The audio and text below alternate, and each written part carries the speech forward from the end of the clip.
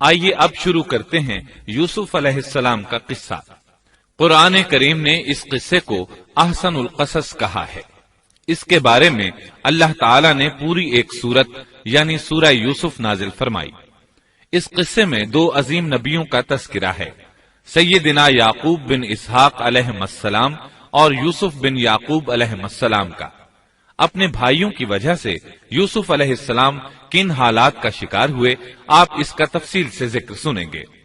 سورہ یوسف مکی ہے اور یوسف علیہ السلام کا قصہ اگرچہ ابتلاء و آزمائش کی داستان ہے، لیکن اس میں اور بھی بہت سے فوائد ہیں۔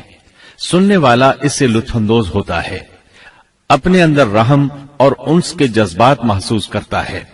اس قصے میں ان حالات کی طرف بھی اشارہ ہے جو انبیاء کے ساتھ پیش آتے ہیں۔ عام انبیاء کے حالات واقعات سے معلوم ہوتا ہے کہ پہلے وہ آسودہ حال تھے، لیکن جب انہوں نے دعوت دی تو ان کی قوم نے انہیں جھٹلایا، پھر آزمائش کا سلسلہ شروع ہوا، پھر ان کی قوموں پر عذاب آیا۔ اس قصے میں معاملہ اس کے بالکل برعکس ہے۔ اس میں شروع میں ابتلاء آزمائش کا دور ہے، پھر آسانی اور فراوانی کی داستان ہے۔ ایسا کیوں ہوا؟ علماء کے اس بارے میں مختلف اقوال ہیں۔ عطا رحمت اللہ علیہ فرماتے ہیں، غمزدہ پریشان حال اگر یوسف علیہ السلام کے قصے کو سنتا ہے تو اس کے دل کو سکون ملتا ہے، وہ مطمئن ہو جاتا ہے، اس لیے کہ اس میں تنگی کے بعد آسانی ہے، مشکلات کے بعد اللہ کی نعمتوں کا نزول اس سے ظاہر ہے۔ سورہ یوسف سورہ ہود کے بعد نازل ہوئی۔ سورہ ہود میں انبیاء کرام کے تذکرے کے بعد قوم ہود اور قوم صالح کی تباہی کا ذکر آتا ہے، پھر ان اقوام کا تذکرہ ہے جو تباہ و برباد ہوئی۔ پھر سورہ یوسف عام الحزن میں نازل ہوئی۔ یہ وہ سال تھا جس میں نبی صلی اللہ علیہ وسلم کے چچا ابو طالب فوت ہوئے۔ ابو طالب ہر طرح آپ کا ساتھ دیتے رہے تھے، یہاں تک کہ رسول اکرم صلی اللہ علیہ وسلم فرماتے ہیں، قریش نے مجھ سے صحیح معنوں میں دشمنی کا آغاز ابو طالب کی وفات کے بعد کیا۔ ایک قول کے مطابق ابو طالب کی وفات کے صرف 3 دن بعد آپ کی پیاری اور محبوب بیوی، جنت کی عورتوں کی سردار، دنیا جہان کی افضل ترین عورتوں میں سے ایک سیدہ خدیجۃ الکبریٰ رضی اللہ عنہا اس دنیا سے رخصت ہو گئیں۔ انا للہ و انا الیہ راجعون۔ یہاں تک کہ ابن عباس رضی اللہ عنہما فرماتے ہیں، رسول اللہ صلی اللہ علیہ وسلم نے 4 خط کھینچے، پھر صحابہ کرام کو مخاطب کر کے فرمایا، جانتے ہو یہ خط میں نے کیوں کھینچے ہیں؟ انہوں نے کہا، ہم نہیں جانتے۔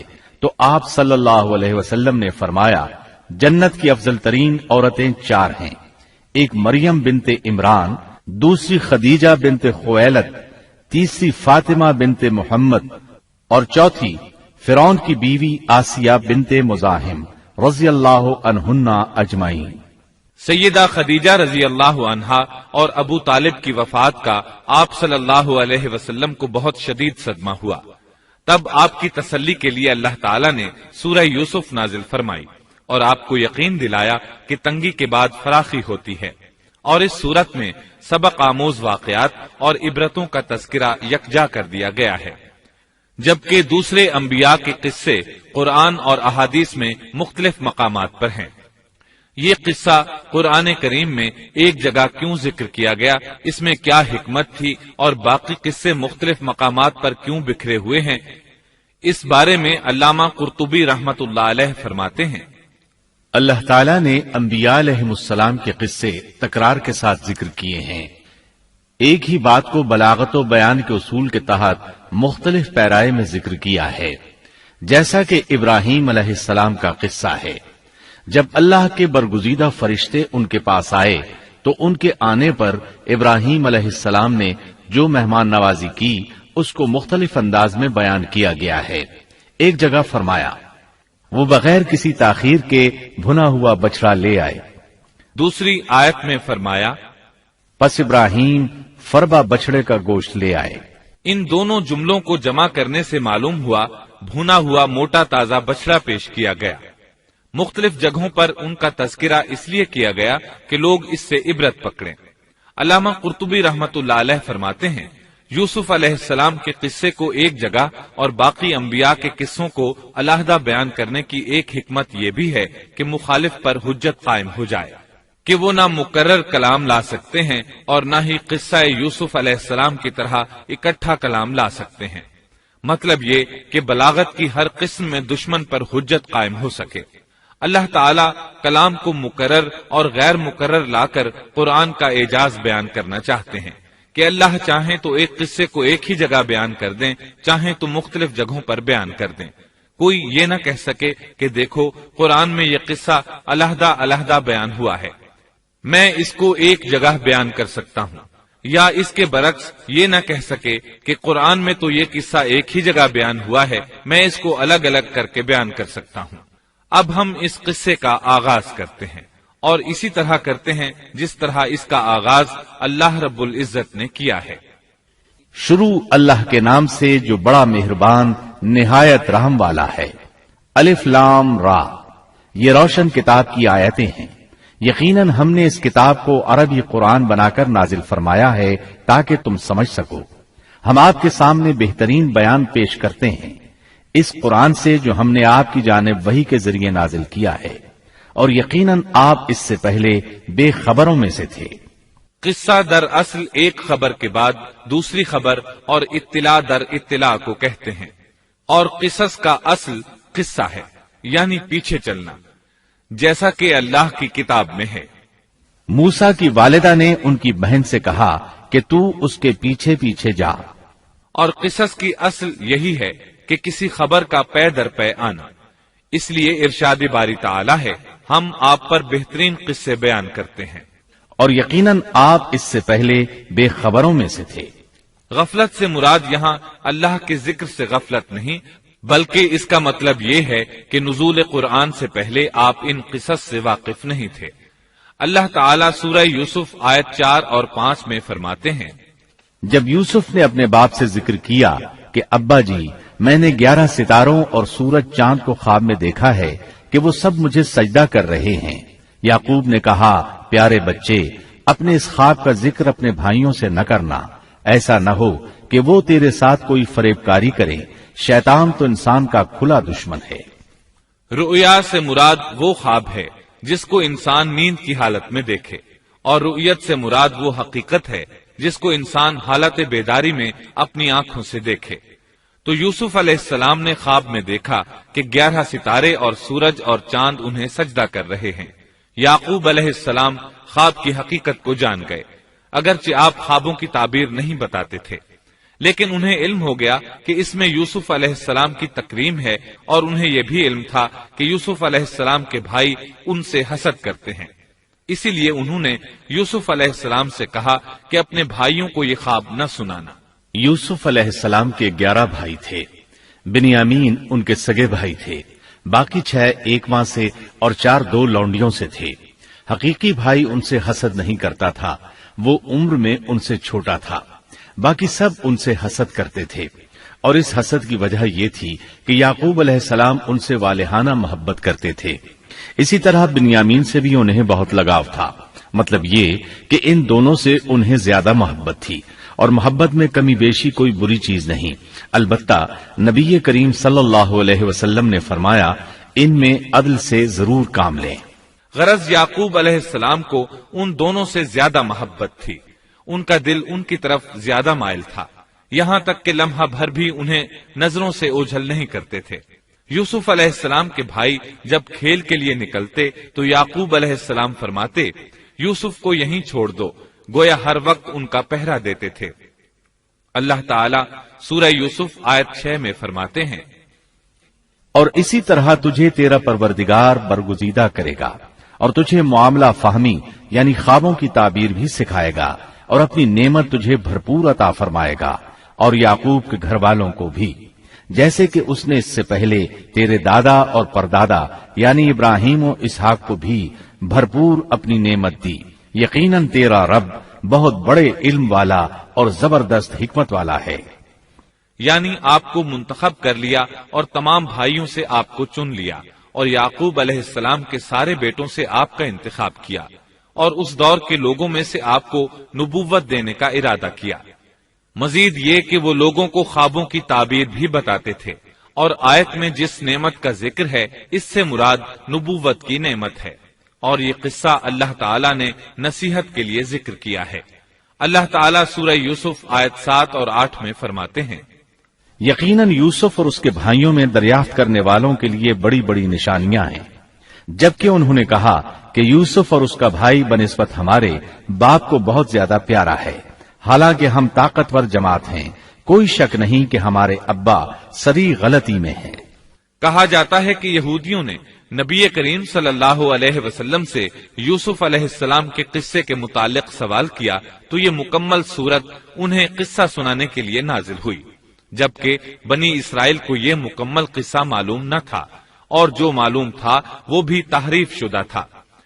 قرآن ان کی اس تحریف کو واضح کرنے کے لیے بھی نازل ہوا، اور جو بھی بنی اسرائیل کا شخص یا کوئی اور اس کے متعلق پوچھے گا اس کے لیے عبرتیں اور نصیحتیں ہیں۔ یوسف کے بھائیوں نے کہا کہ ہمارا باپ یوسف اور اس کے بھائی سے زیادہ محبت کیوں کرتا ہے، جبکہ ہم ایک جماعت ہیں۔ اپنے باپ کے اس عمل پر اعتراض کیا، اور یقیناً یہ ایک بہت برا گمان تھا۔ زلال کا معنی گمراہی ہوتا ہے، لیکن کبھی خطا پر بھی بولا جاتا ہے، اور انہوں نے باہمی مشورہ کیا اور سوچ بچار کے بعد یوسف علیہ السلام کے قتل کی تجویز طے ہوئی۔ اللہ تعالیٰ آیت 9 میں فرماتے ہیں، یوسف کو تو مار ہی ڈالو یا اسے کسی نامعلوم جگہ پھینک دو کہ تمہارے والد کا رخ صرف تمہاری طرف ہی ہو جائے، اس کے بعد تم نیک ہو جانا۔ مطلب یہ کہ وہ آپس میں کہنے لگے یوسف کو قتل کر دو۔ اس پر بڑے بھائی یہودا نے مداخلت کی اور کہا قتل بہت سنگین جرم ہے، اس پر وہ بولے تب پھر اسے کہیں غائب کر دو تاکہ باپ کی توجہ تمہاری طرف ہو جائے اور یوسف والی رکاوٹ ختم ہو جائے۔ دیکھیے کیسی سوچ ہے، پہلے برائی کریں گے پھر توبہ کریں گے اور نیک بن جائیں گے۔ بھلا کیا ایسا آدمی جو برائی اس نیت سے کرتا ہے بعد میں توبہ کر لے گا، کیا اس کی توبہ قبول ہوگی؟ علماء فرماتے ہیں توبہ کا دروازہ کھلا ہے۔ اللہ تعالیٰ رات کے وقت صدا دیتا ہے کہ دن کو برائی کرنے والے توبہ کر لے، اور دن کو آواز دیتا ہے رات کو برائی کرنے والے توبہ کر لے۔ کوئی توبہ کا دروازہ بند نہیں کر سکتا، یہاں تک کہ انسان جتنی بار بھی گناہ کر کے توبہ کرے اللہ قبول کرتا ہے۔ اس لیے اللہ نے ان کی توبہ قبول کر لی۔ تاہم اس بات سے ڈرنا چاہیے کہ اگر گناہ کرنے کے بعد توبہ کا موقع ہی نہ ملے اور موت آ لے تو کیا ہوگا؟ یہ بات نہایت ہی خوفناک ہے کہ توبہ کا موقع ہی نہ ملے۔ اللہ تعالیٰ آیت نمبر 10 میں فرماتے ہیں، ان میں سے ایک نے کہا یوسف کو قتل تو نہ کرو بلکہ اسے کسی اندھے کنویں کی تہ میں ڈالاؤ کہ اسے کوئی آتا جاتا قافلہ اٹھا لے جائے، اگر تمہیں کرنا ہی ہے تو یوں کرو۔ یہودا نے انہیں قتل سے روکا اور کہا قواسم کے راستے میں اموقی نام کا کنواں ہے، اسے اس میں ڈال دو، کوئی گزرتا ہوا قافلہ اسے اٹھا لے جائے گا، اس سے نجات ہی پانا چاہتے ہو تو یہ کام کرو۔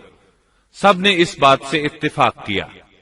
اب اپنے باپ کے پاس گئے، باپ سے انہوں نے جو کہا آیت 11 اور 12 میں آتا ہے، انہوں نے کہا ابا آخر آپ یوسف کے بارے میں ہم پر اعتبار کیوں نہیں کرتے؟ ہم تو اس کے خیر خواہ ہیں، کل آپ ضرور اسے ہمارے ساتھ بھیج دیجئے کہ خوب کھائے پیے اور کھیلے، اور اس کی حفاظت کے ہم ذمہ دار ہیں۔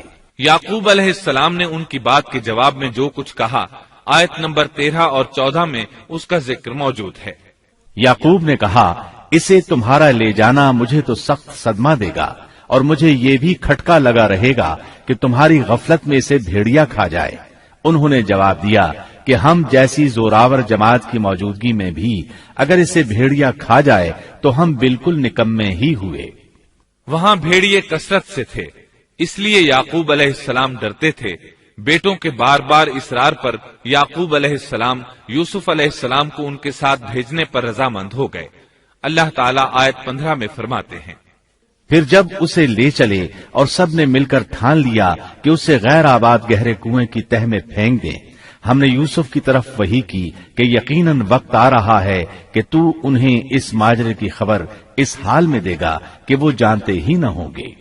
بعض روایات کے مطابق انہوں نے راستے میں یوسف علیہ السلام کو مارا پیٹا، برا بھلا کہا، اور ایسا کرنا ان کے لیے معمولی بات تھی کیونکہ وہ تو قتل کے درپے تھے۔ آخر کار کنویں کے پاس پہنچے اور مشورے کے مطابق انہیں کنویں میں ڈال دیا۔ یوسف علیہ السلام کنویں میں ایک پتھر پر گرے، یعنی پانی میں نہ گرے، آپ اس پتھر پر بیٹھ گئے۔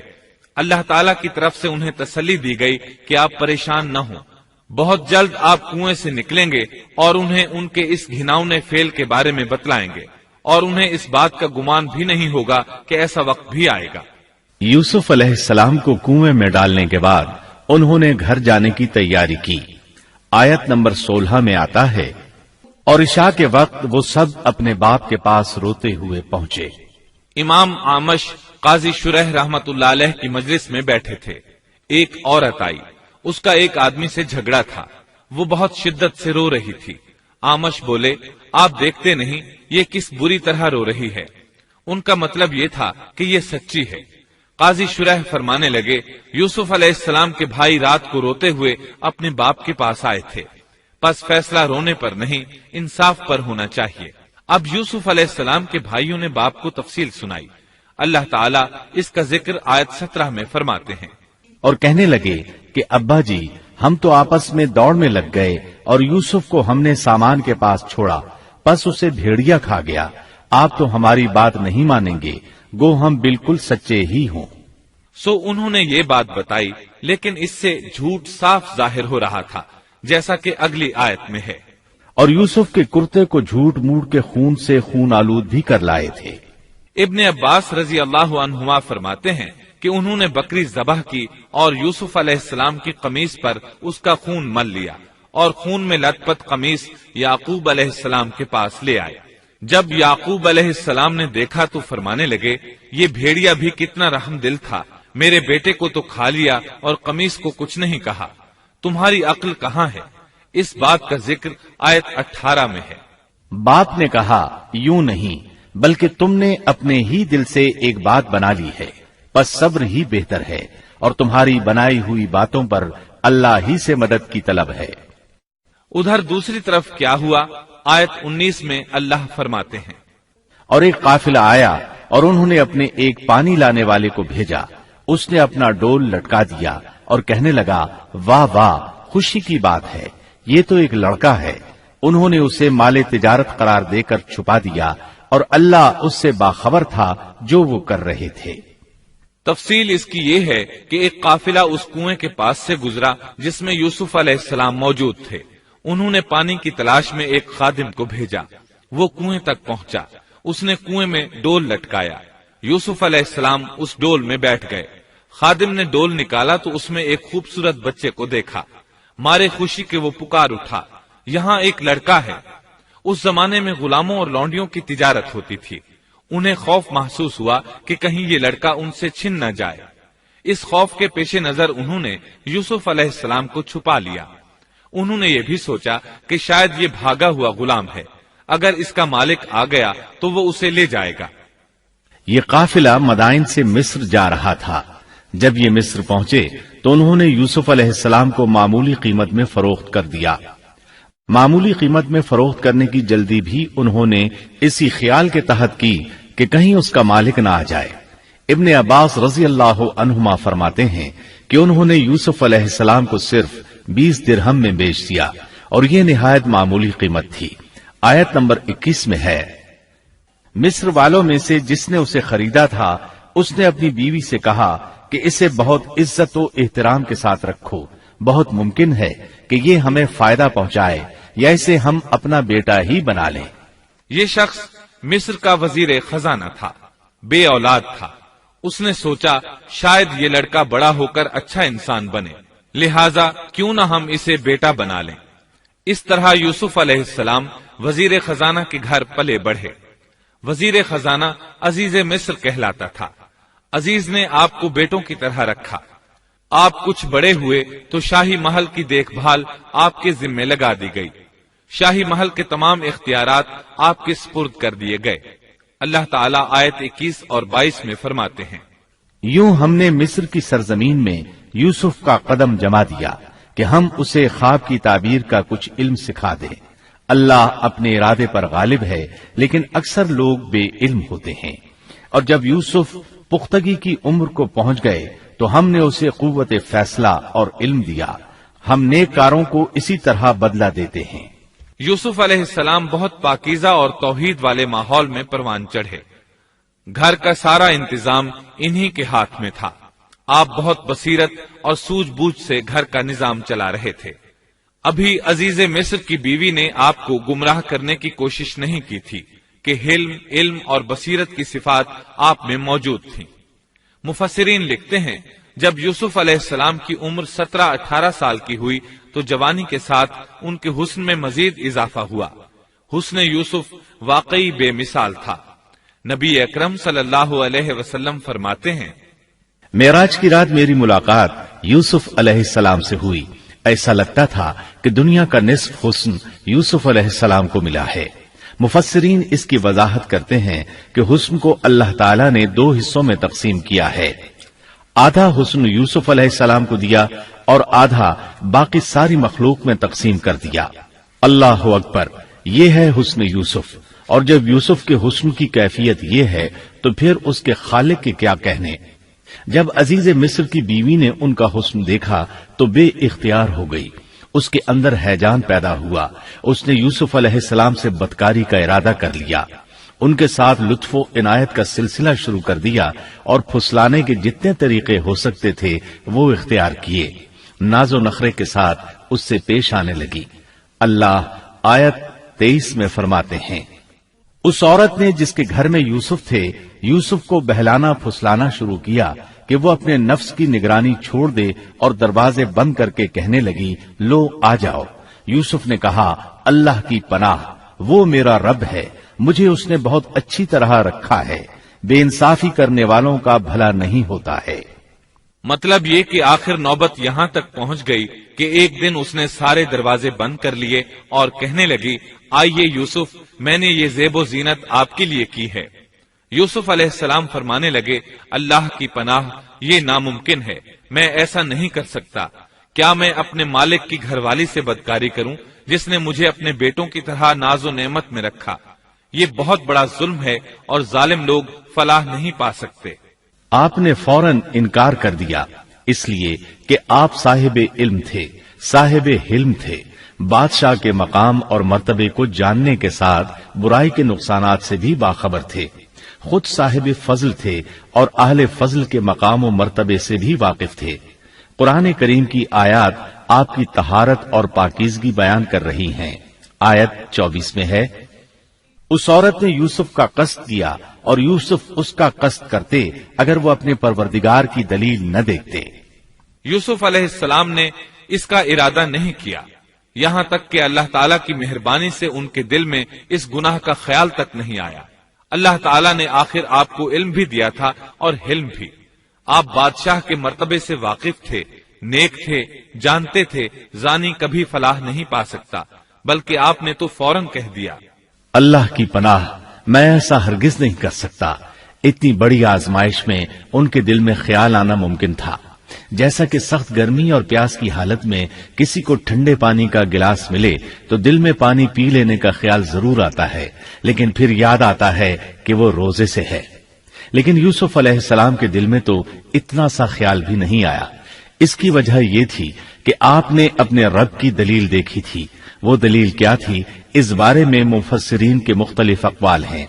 بعض کہتے ہیں آپ نے جبرائیل علیہ السلام کو دیکھا، بعض کہتے ہیں آپ نے یعقوب علیہ السلام کو دیکھا، وہ انہیں انگلی کے اشارے سے منع کر رہے تھے.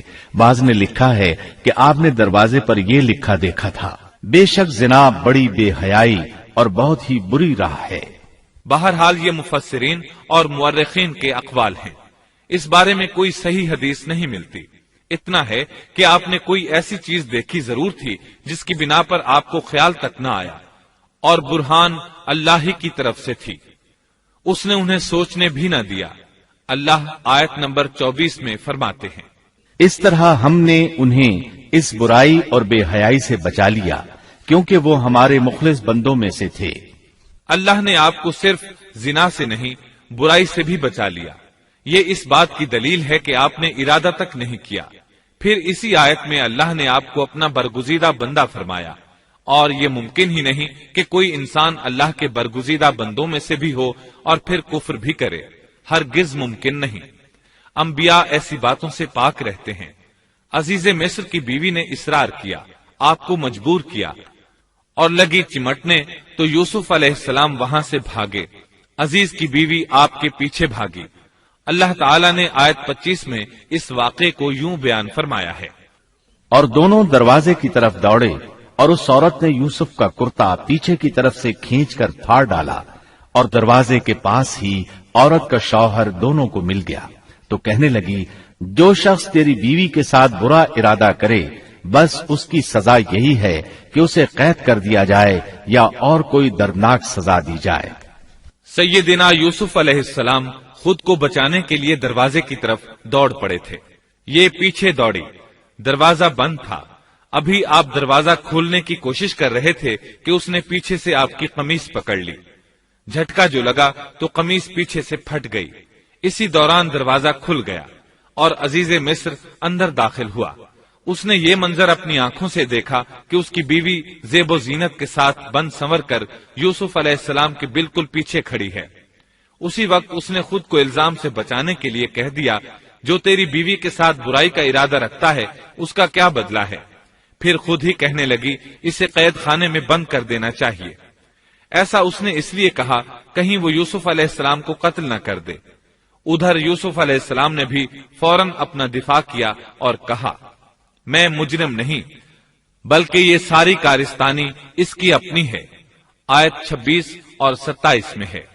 یوسف نے کہا، یہ عورت ہی مجھے پھسلا رہی تھی، اور عورت کے قبیلے ہی کے ایک شخص نے گواہی دی کہ اگر اس کا کرتا آگے سے پھٹا ہوا ہو تو عورت سچی ہے اور یوسف جھوٹ بولنے والوں میں سے ہے، اور اگر اس کا کرتا پیچھے کی جانب سے پھٹا ہوا ہو تو عورت جھوٹی ہے اور یوسف سچوں میں سے ہے۔ یہ گواہ کون تھا؟ اس بارے میں دو قسم کی روایات ہیں۔ پہلی روایت یہ ہے کہ وہ دودھ پیتا بچہ تھا، اس نے کہا کہ اس عورت نے بہکایا ہے اور یہ اللہ کا معجزہ تھا۔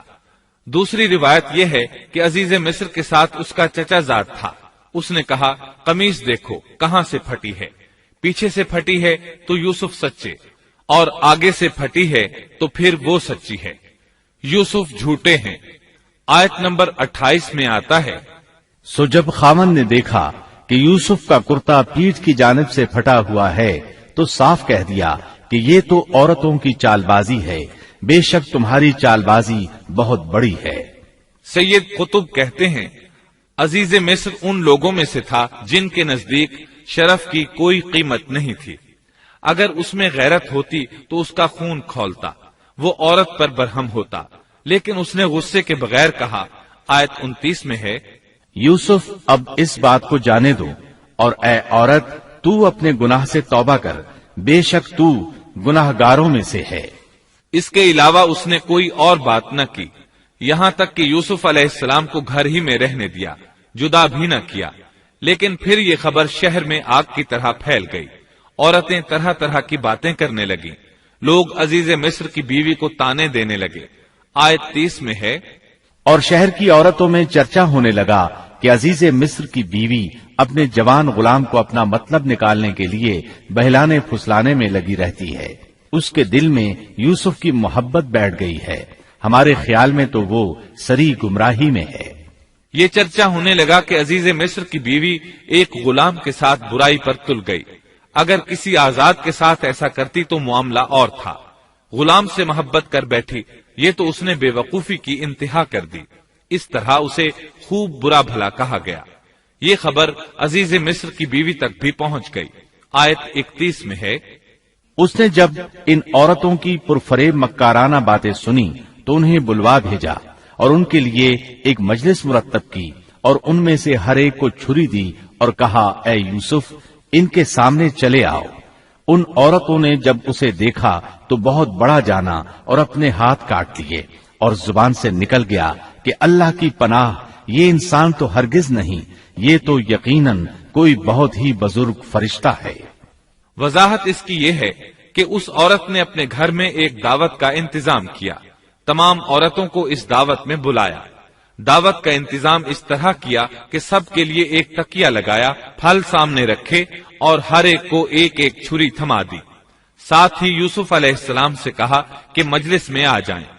جب یوسف علیہ السلام آئے تو وہ انہیں دیکھ کر مبہوت رہ گئیں۔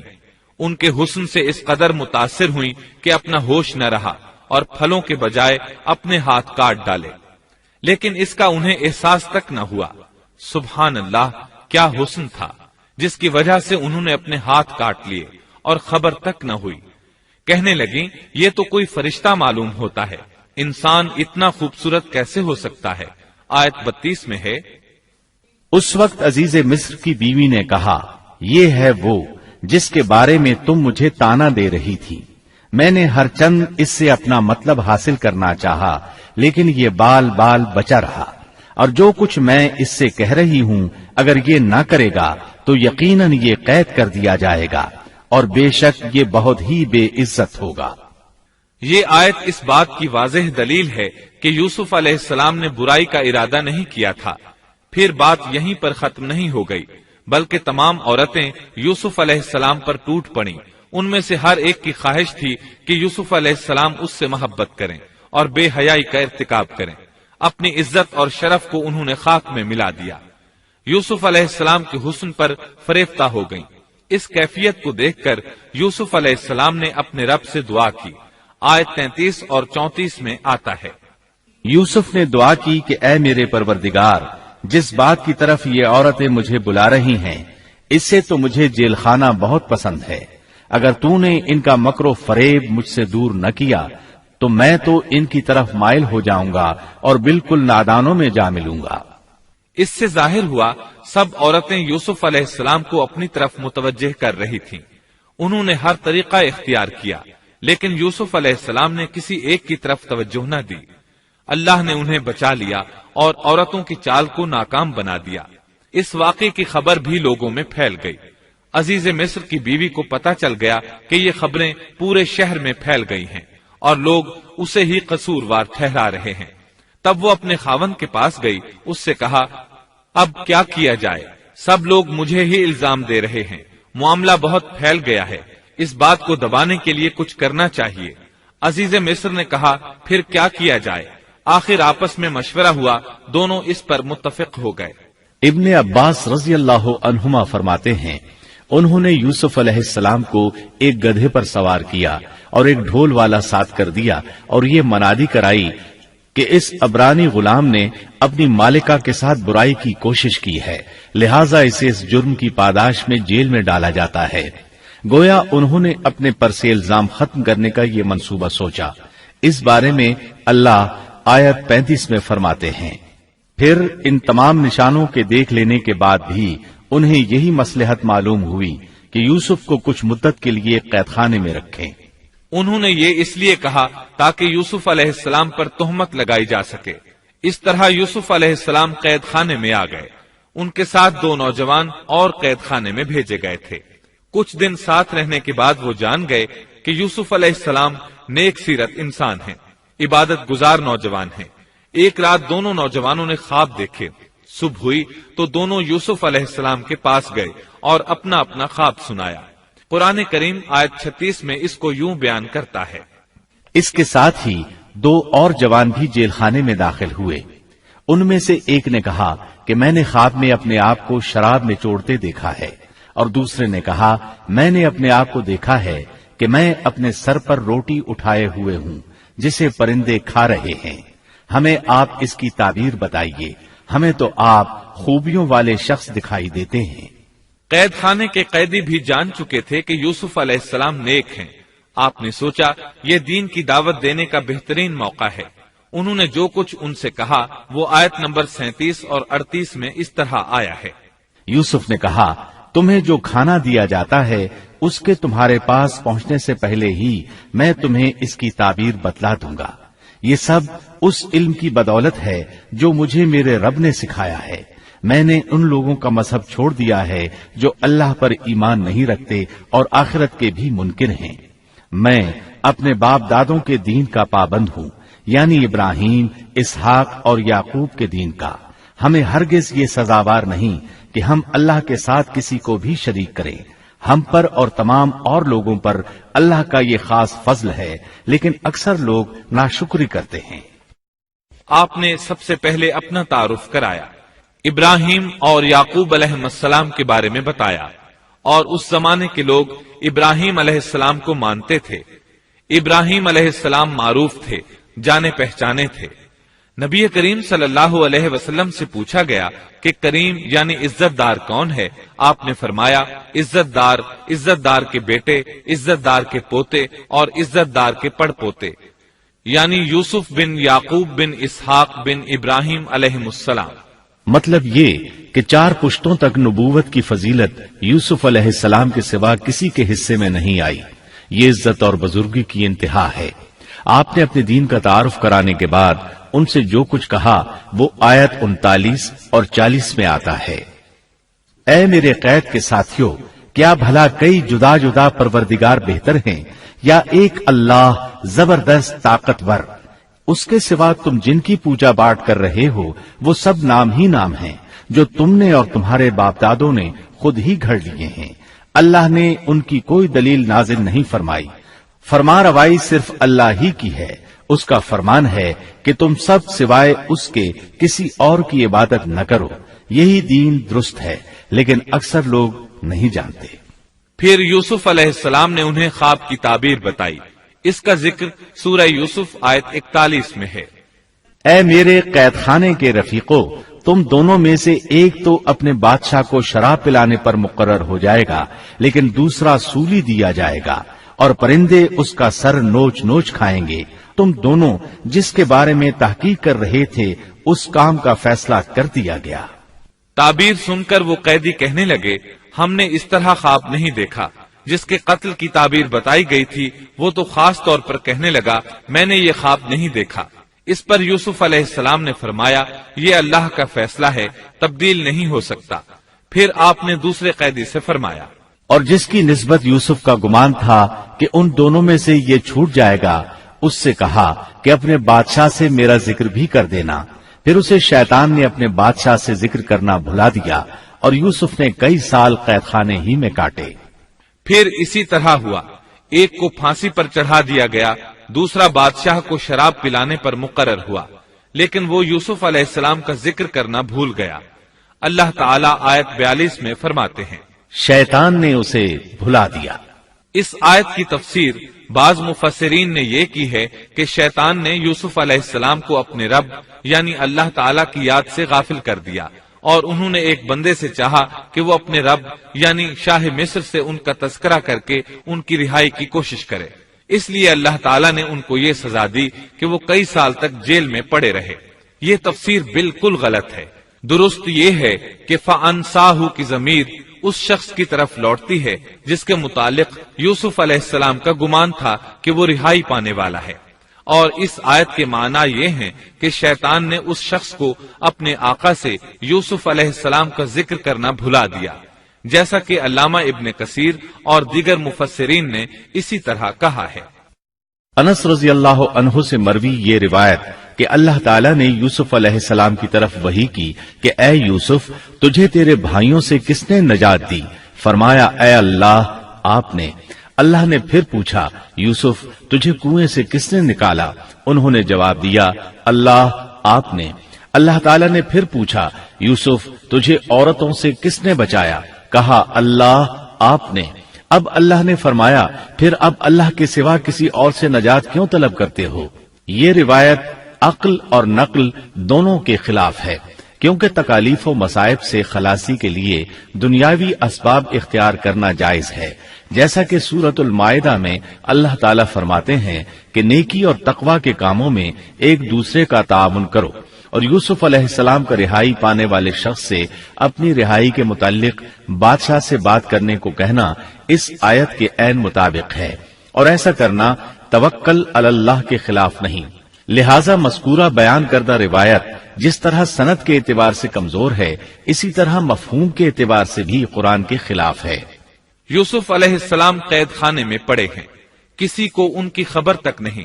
یہ ان کی ایک اور آزمائش تھی، کسی کو خبر ہو تو نکالے. आखिर कुछ मुद्दत बाद बादशाह ने ख्वाब देखा।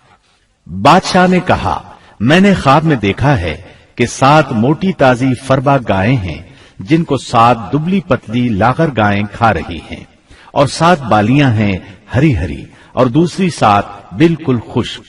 इस ख्वाब ने बादशाह को परेशान कर दिया। उसने कहा, ए दरबारियों, मेरे इस ख्वाब की ताबीर बतलाओ अगर तुम ख्वाब की ताबीर दे सकते हो। उन्होंने जवाब दिया, ये तो उड़ते उड़ाते परेशान ख्वाब हैं और ऐसे शोरीदा परेशान ख्वाबों की ताबीर जानने वाले हम नहीं। जब वो ख्वाब की ताबीर न बता सके तब उस साकी को यूसुफ अलैहिस्सलाम याद आए। वो चौंक उठा। उन 2 कैदियों में से जो रिहा हुआ था उसे मुद्दत के बाद याद आ गया और कहने लगा, मैं तुम्हें इसकी ताबीर बतला दूंगा, मुझे जाने की इजाजत दीजिए। कैद खाना शहर से बाहर था। उन्होंने उसे उधर रवाना कर दिया। वो जेल पहुंचा, यूसुफ अलैहिस्सलाम से मिला और बोला, ए यूसुफ, ए बहुत बड़े सच्चे, आप हमें इस ख्वाब की ताबीर बतलाइए कि 7 मोटी ताजी गायें हैं जिन्हें 7 दुबली पतली गायें खा रही हैं, और 7 बिल्कुल सब्ज खोशे हैं और 7 ही दूसरे बिल्कुल खुश्क हैं, ताकि मैं वापस जाकर उन लोगों से कहूं ताकि वो सब जान लें। तब यूसुफ अलैहिस्सलाम ने ख्वाब की ताबीर बताई। यूसुफ ने जवाब दिया कि तुम 7 साल तक पै दर पै लगातार हस्बे आदत गल्ला बोया करना और फसल काट कर उसे बालियों समेत ही रहने देना, सिवाय अपने खाने की थोड़ी सी मिकदार के। इसके बाद 7 साल निहायत सख्त कहत के आएंगे। वो उस गल्ले को खा जाएंगे जो तुमने उनके लिए जखीरा रख छोड़ा था, सिवाय उस थोड़े से गल्ले के जो तुम महफूज करके रखोगे। आपने सिर्फ ख्वाब की ताबीर नहीं बताई बल्कि इलाज भी बताया। इसके बाद एक और बात भी बताई। इसके बाद जो साल आएगा उसमें लोगों पर खूब बारिश बरसाई जाएगी और वो उसमें शीरे अंगूर भी खूब निचोड़ेंगे। साकी बहुत तेजी से वापस गया, बादशाह को पूरी तफसील बताई। तब बादशाह ने कहा, यूसुफ को मेरे पास लाओ। बादशाह का कासिद वापस आया और आपसे कहा, बादशाह आपको बुला रहा है। यूसुफ अलैहिस्सलाम ने कहा, मैं कैद खाने से नहीं निकलूंगा। नबी करीम सल्लल्लाहु अलैहि वसल्लम फरमाते हैं, अल्लाह यूसुफ अलैहिस्सलाम पर रहम फरमाए, उन्होंने किस हद तक सब्र किया। उनकी जगह मैं होता और मुझे कैद खाने से निकलने के लिए कहा जाता तो मैं फौरन बाहर निकल जाता। 7 साल तक कैद में रहने के बाद अगर कोई कैदी से बाहर निकलने के लिए कहे और वो बाहर निकलने से इनकार कर दे तो ये बात अजीब ही लग सकती थी, लेकिन यूसुफ अलैहिस्सलाम हर तरह से बरी होकर निकलना चाहते थे। चुनाचे आपने कहा, यूसुफ ने कहा, अपने बादशाह के पास वापस जा और उससे पूछ कि उन औरतों का हकीकी वाकया क्या है जिन्होंने अपने हाथ काट लिए थे। उनके हीले को सही तौर पर जानने वाला मेरा परवरदिगार ही है। कासिद वापस आया। उसने बादशाह को यूसुफ का जवाब सुनाया। अब बादशाह ने उन औरतों को जमा किया और कहा, बादशाह ने पूछा, ए औरतों, उस वक्त का सही वाकया क्या है जब तुम दाव फरेब करके यूसुफ को उसकी दिली मंशा से बहकाना चाहती थी। उन्होंने साफ जवाब दिया कि माज अल्लाह, हमने यूसुफ में कोई बुराई नहीं पाई। फिर तो अजीज मिस्र की बीवी भी बोल उठी कि अब तो हक सच वाजे हो गया है, मैंने ही उसे वरगलाया था उसके जी से और यकीनन वो सच्चों में से है। यूसुफ ने कहा, ये इस वास्ते कि अजीज मिस्र जान ले कि मैंने उसकी पीठ पीछे उसकी खयानत नहीं की, और ये भी कि अल्लाह दगाबाजों के हथकंडे चलने नहीं देता। मैं अपने नफ्स की पाकीज़गी बयान नहीं करता, बेशक नफ्स तो बुराई पर उभारने वाला ही है, मगर ये कि मेरा परवरदिगार ही अपना रहम करे। यकीनन मेरा पालने वाला, बड़ी बख्शिश करने वाला और बहुत मेहरबानी फरमाने वाला है।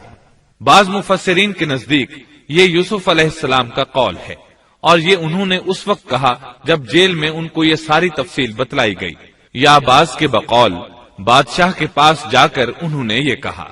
बाज मुफस्सिरीन के नजदीक ये भी अजीज मिस्र की बीवी ही का कौल है, और मतलब ये है कि यूसुफ की गैर मौजूदगी में भी उसे गलत तौर पर तोहमत लगाकर खयानत का इर्तिकाब नहीं करती, बल्कि अमानत के तकाजों को सामने रखते हुए अपनी गलती का एतराफ करती हूँ।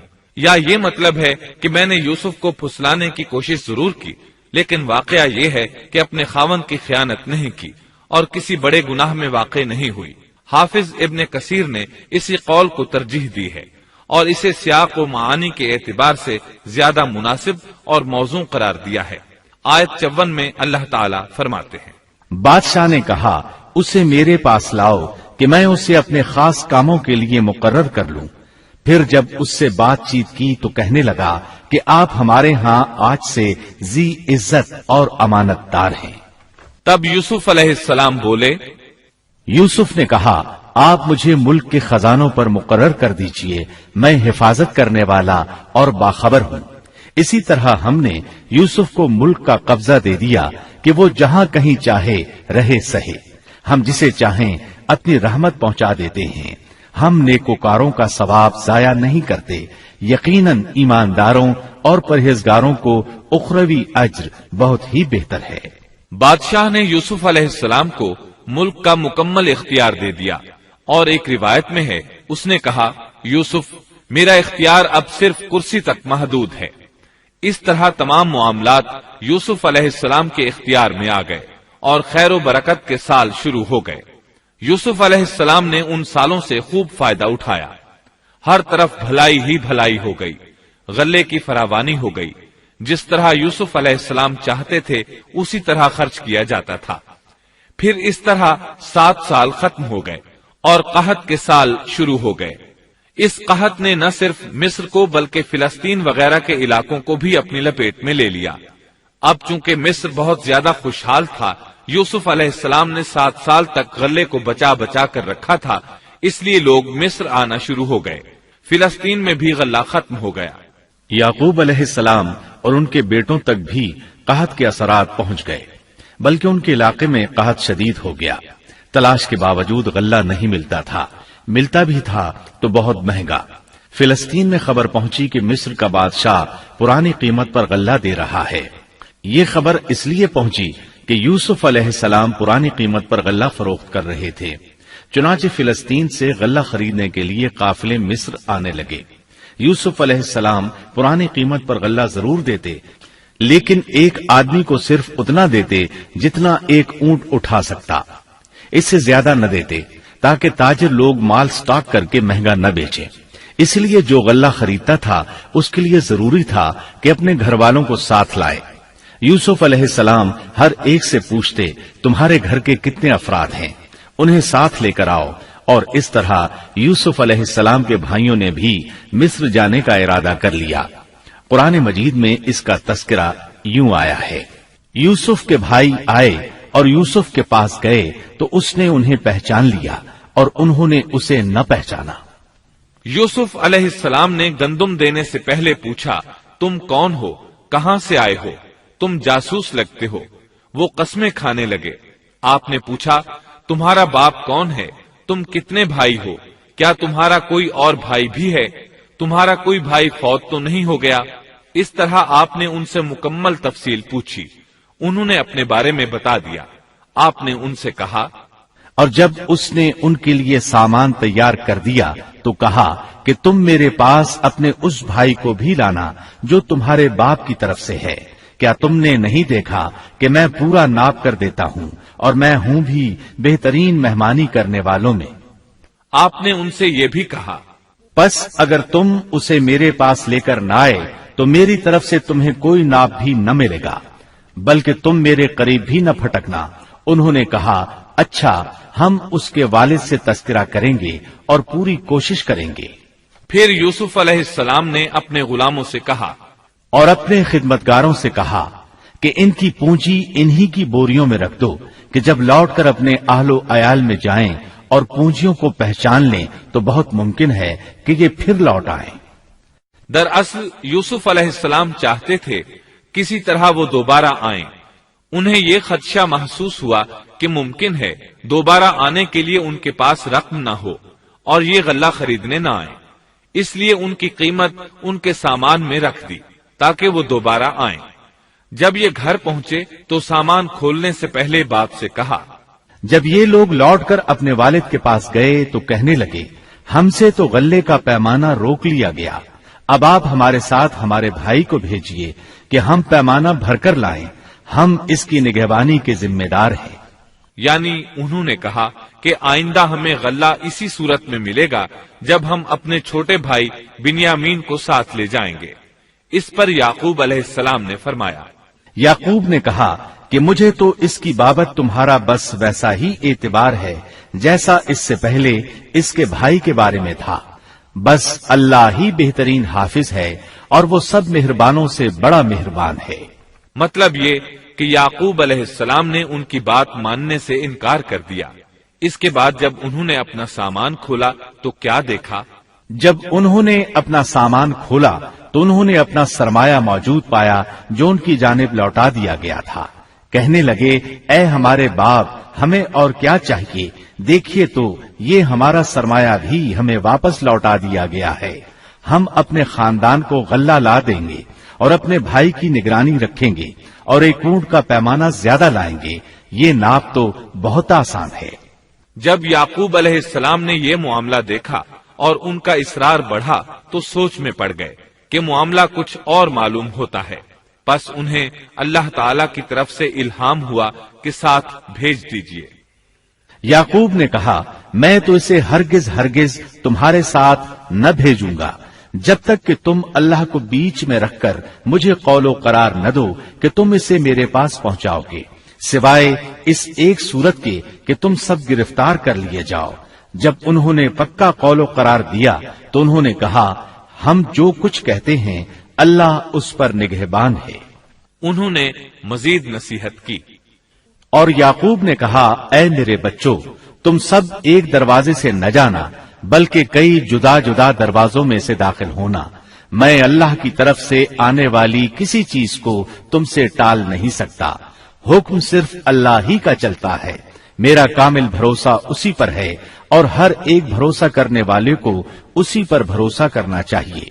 مطلب یہ تھا کہ تم 11 نوجوان ہو، تمہیں دیکھ کر کوئی حسد نہ کر بیٹھے، تمہیں نظر نہ لگ جائے، اور نظر کا لگ جانا برحق ہے، اور یہ بسا اوقات انسان کو قبر میں پہنچا دیتی ہے۔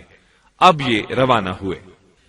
جب وہ انہی راستوں سے جن کا حکم ان کے والد نے انہیں دیا تھا گئے، کچھ نہ تھا کہ اللہ نے جو بات مقرر کر دی ہے وہ اس سے انہیں ذرا بھی بچا لے، مگر یعقوب کے دل میں ایک خیال پیدا ہوا جسے اس نے پورا کر لیا۔ بلا شبہ وہ ہمارے سکھلائے ہوئے علم کا عالم تھا، لیکن اکثر لوگ نہیں جانتے۔ مطلب یہ کہ انسان کی کوشش کے باوجود تقدیر اپنا کام دکھا جاتی ہے۔ عطا رحمت اللہ علیہ فرماتے ہیں کہ یعقوب علیہ السلام کے بارے میں یہ جو فرمایا کہ اس کے پاس ہمارا دیا ہوا علم تھا، اس کا مطلب یہ ہے کہ یعقوب علیہ السلام جو بھی بات کرتے تھے اس میں اللہ کا ذکر ہوتا اور غور و فکر کے بعد بات کرتے، پہلے اللہ کا نام لیتے، اور یہی ان کا علم تھا۔ یوسف علیہ السلام کے بھائی گئے اور دربار میں حاضر ہوئے۔ آپ نے معمول کے مطابق ان کی رہائش کا انتظام کیا، ہر دو کو ایک کمرہ دیا۔ اس طرح بنیامین اکیلے بچ گئے۔ یوسف علیہ السلام نے فرمایا، چلو اسے ادھر میرے پاس چھوڑ جاؤ۔ جب وہ چلے گئے تو یوسف علیہ السلام نے انہیں گلے سے لگا لیا۔ یہ سب جب یوسف کے پاس پہنچ گئے تو اس نے اپنے بھائی کو اپنے پاس جگہ دی اور کہا کہ میں تیرا بھائی یوسف ہوں، بس یہ جو کچھ کرتے رہے اس کا کچھ رنج نہ کر۔ مطلب یہ کہ وہ بنیامین کو بھی ستاتے رہے۔ اس کے بعد یوسف علیہ السلام نے کیا کیا، اس کا ذکر سورہ یوسف آیت 70 تا 77 میں سنیے۔ پھر جب انہیں ان کا سامان اسباب ٹھیک ٹھاک کر کے دیا تو اپنے بھائی کے سامان میں پانی پینے کا پیالہ رکھ دیا۔ پھر ایک آواز دینے والے نے پکار کر کہا کہ اے قافلے والو، تم لوگ تو چور ہو۔ انہوں نے ان کی طرف منہ پھیر کر کہا کہ تمہاری کیا چیز کھوئی گئی ہے؟ جواب دیا کہ شاہی پیالہ گم ہے، جو اسے لے آئے اسے ایک اونٹ کے بوجھ کا غلہ ملے گا۔ اس وعدے کا میں ضامن ہوں۔ انہوں نے کہا، اللہ کی قسم، تم کو خوب علم ہے کہ ہم ملک میں فساد پھیلانے کے لیے نہیں آئے اور نہ ہم چور ہیں۔ انہوں نے کہا، اچھا چور کی کیا سزا ہے اگر تم جھوٹے ہو؟ جواب دیا کہ اس کی سزا یہی ہے کہ جس کے اسباب میں سے پایا جائے وہی اس کا بدلہ ہے۔ ہم تو ایسے ظالموں کو یہی سزا دیا کرتے ہیں۔ بس یوسف نے ان کے سامان کی تلاشی شروع کی، اپنے بھائی کے سامان کی تلاشی سے پہلے۔ پھر اس پیمانے کو اپنے بھائی کے سامان سے نکالا۔ ہم نے یوسف کے لیے اسی طرح یہ تدبیر کی۔ اس بادشاہ کے قانون کی روح سے یہ اپنے بھائی کو نہیں روک سکتا تھا مگر یہ کہ اللہ کو منظور ہو۔ ہم جس کے چاہیں درجے بلند کر دیں، ہر ذی علم پر فوقیت رکھنے والا دوسرا ذی علم موجود ہے۔ انہوں نے کہا کہ اگر اس نے چوری کی تو کوئی تعجب کی بات نہیں، اس کا بھائی بھی پہلے چوری کر چکا ہے۔ یوسف نے اس بات کو اپنے دل میں رکھ لیا اور ان کے سامنے بالکل ظاہر نہ کیا، کہا کہ تم بڑے بدقماش ہو اور جو تم بیان کرتے ہو اسے اللہ ہی خوب جانتا ہے۔ اب وہ بادشاہ یعنی یوسف علیہ السلام کی منت سماجت کرنے لگے۔ انہوں نے کہا کہ اے عزیز مصر، اس کے والد بڑی عمر کے بالکل بوڑھے شخص ہیں، آپ اس کے بدلے ہم میں سے کسی کو لے لیجئے، ہم دیکھتے ہیں کہ آپ بڑے نیک نفس ہیں۔ یوسف نے کہا کہ ہم نے جس کے پاس اپنی چیز پائی ہے اس کے سوا دوسرے کی گرفتاری کرنے سے اللہ کی پناہ چاہتے ہیں، ایسا کرنے سے تو ہم یقیناً ناانصافی کرنے والے ہو جائیں گے۔ جب وہ اس سے مایوس ہو گئے تو تنہائی میں بیٹھ کر مشورہ کرنے لگے۔ ان میں جو سب سے بڑا تھا اس نے کہا، تمہیں معلوم نہیں کہ تمہارے والد نے تم سے اللہ کی قسم لے کر پختہ قول قرار لیا ہے اور اس سے پہلے یوسف کے بارے میں تم کوتاہی کر چکے ہو، پس میں تو اس سرزمین سے نہ ٹلوں گا جب تک کہ والد صاحب خود مجھے اجازت نہ دیں یا اللہ میرے اس معاملے کا فیصلہ کر دے، وہی بہترین فیصلہ کرنے والا ہے۔ تم سب والد صاحب کی خدمت میں واپس جاؤ اور کہو کہ ابا جی، آپ کے صاحبزادے نے چوری کی اور ہم نے وہی گواہی دی تھی جو ہم جانتے تھے، ہم کچھ غیب کی حفاظت کرنے والے نہ تھے۔ آپ اس شہر کے لوگوں سے دریافت فرما لیں جہاں ہم تھے اور اس قافلے سے بھی پوچھ لیں جس کے ساتھ ہم آئے ہیں، اور یقیناً ہم بالکل سچے ہیں۔ یعقوب نے کہا، یہ تو نہیں بلکہ تم نے اپنی طرف سے بات بنا لی، بس اب صبر ہی بہتر ہے، قریب ہے کہ اللہ ان سب کو میرے پاس ہی پہنچا دے، وہی علم و حکمت والا ہے۔ پھر یعقوب علیہ السلام رونے لگے اور کہنے لگے، پھر ان سے منہ پھیر لیا اور کہا، ہائے یوسف۔ ان کی آنکھیں بوجہ رنج و غم کے سفید ہو چکی تھیں اور وہ غم کو دبائے ہوئے تھے۔ بیٹوں نے کہا، واللہ آپ ہمیشہ یوسف کی یاد ہی میں لگے رہیں گے یہاں تک کہ گھل جائیں یا ختم ہی ہو جائیں۔ اس پر یعقوب علیہ السلام نے کہا، انہوں نے کہا کہ میں تو اپنی پریشانیوں اور رنج کی فریاد اللہ ہی سے کر رہا ہوں، مجھے اللہ کی طرف سے وہ باتیں معلوم ہیں جو تم نہیں جانتے۔ میرے پیارے بچوں، تم جاؤ اور یوسف کی اور اس کے بھائی کی پوری طرح تلاش کرو اور اللہ کی رحمت سے نا امید نہ ہو، یقیناً رب کی رحمت سے نا امید وہی ہوتے ہیں جو کافر ہوتے ہیں۔ اب ان کے پاس غلہ خریدنے کے لیے سامان تجارت بہت کم تھا، وہ تھوڑا سا سامان لے کر پھر یوسف علیہ السلام کے پاس گئے۔ پھر جب یہ لوگ یوسف کے پاس پہنچے تو کہنے لگے کہ اے عزیز، ہم کو اور ہمارے خاندان کو دکھ پہنچا ہے، ہم حقیر پونجی لائے ہیں، پس آپ ہمیں پورے غلے کا ناپ دیجئے اور ہم پر خیرات کیجئے، اللہ خیرات کرنے والوں کو بدلہ دیتا ہے۔ اب برادران یوسف ان کے سامنے رسوائی کے درجے تک پہنچ گئے، چنانچہ یوسف علیہ السلام نے انہیں زیادہ پریشان کرنا مناسب نہ سمجھا اور اپنا مکمل تعارف کروا دیا۔ یوسف نے کہا، جانتے بھی ہو کہ تم نے یوسف اور اس کے بھائی کے ساتھ اپنی نادانی کی حالت میں کیا کیا؟ انہوں نے کہا، واقعی تو ہی یوسف ہے۔ جواب دیا کہ ہاں، میں یوسف ہوں اور یہ میرا بھائی ہے۔ اللہ نے ہم پر فضل و کرم کیا۔ بات یہ ہے کہ جو بھی پرہیزگاری اور صبر کرے تو اللہ کسی نیکوکار کا اجر ضائع نہیں کرتا۔ انہوں نے کہا، اللہ کی قسم، اللہ نے تجھے ہم پر برتری دی ہے اور یہ بھی بالکل سچ ہے کہ ہم خطا کار تھے۔ جواب دیا، آج تم پر کوئی ملامت نہیں ہے، اللہ تمہیں بخشے، وہ سب مہربانوں سے بڑا مہربان ہے۔ میرا یہ کرتا تم لے جاؤ اور اسے میرے والد کے منہ پر ڈال دو کہ وہ دیکھنے لگیں اور اپنے خاندان کو میرے پاس لے آؤ۔ وہ قمیص لے کر یعقوب علیہ السلام کی طرف چل دیے۔ جو ہی مصر سے چلے، یعقوب علیہ السلام نے خوشبو محسوس کر لی۔ جب یہ قافلہ جدا ہوا تو ان کے والد نے کہا کہ مجھے تو یوسف کی خوشبو آ رہی ہے، اگر تم مجھے بے وقوف نہ کہو۔ وہ کہنے لگے کہ واللہ آپ اپنے اسی پرانے خط میں مبتلا ہیں۔ جب خوشخبری دینے والے نے پہنچ کر ان کے منہ پر وہ کرتا ڈالا، اسی وقت وہ پھر سے بینا ہو گئے۔ کہا کیا میں تم سے نہ کہا کرتا تھا کہ میں اللہ کی طرف سے وہ باتیں جانتا ہوں جو تم نہیں جانتے؟ انہوں نے کہا ابا جی آپ ہمارے لیے گناہوں کی بخشش طلب کیجئے، بے شک ہم قصوروار ہیں۔ کہا اچھا میں جلد ہی تمہارے لیے اپنے پروردگار سے بخشش مانگوں گا، وہ بہت بڑا بخشنے والا اور نہایت مہربانی کرنے والا ہے۔ پھر سارا خاندان یوسف علیہ السلام کے پاس آیا۔ جب یہ سارا گھرانہ یوسف کے پاس پہنچ گیا تو یوسف نے اپنے ماں باپ کو اپنے پاس جگہ دی اور کہا اللہ کو منظور ہے تو آپ سب امن و امان کے ساتھ مصر میں آؤ، اور اپنے تخت پر اپنے ماں باپ کو اونچا بٹھایا اور سب اس کے سامنے سجدے میں گر گئے۔ تب کہا کہ ابا جی یہ میرے پہلے کے خواب کی تعبیر ہے، میرے رب نے اسے سچا کر دکھایا، اس نے میرے ساتھ بڑا احسان کیا جبکہ مجھے جیل خانے سے نکالا اور آپ لوگوں کو صحرا سے لے آیا۔ اس اختلاف کے بعد جو شیطان نے مجھ میں اور میرے بھائیوں میں ڈال دیا تھا، میرا رب جو چاہے اس کے لیے بہترین تدبیر کرنے والا ہے، اور وہ بہت علم و حکمت والا ہے۔ اے میرے پروردگار تو نے مجھے کچھ حکومت عطا فرمائی اور مجھے خواب کی تعبیر سکھلائی۔ اے آسمانوں اور زمین کے پیدا کرنے والے، تو ہی دنیا و آخرت میں میرا ولی اور کارساز ہے۔ تو مجھے اسلام کی حالت میں فوت کر اور نیکوں میں ملا دے۔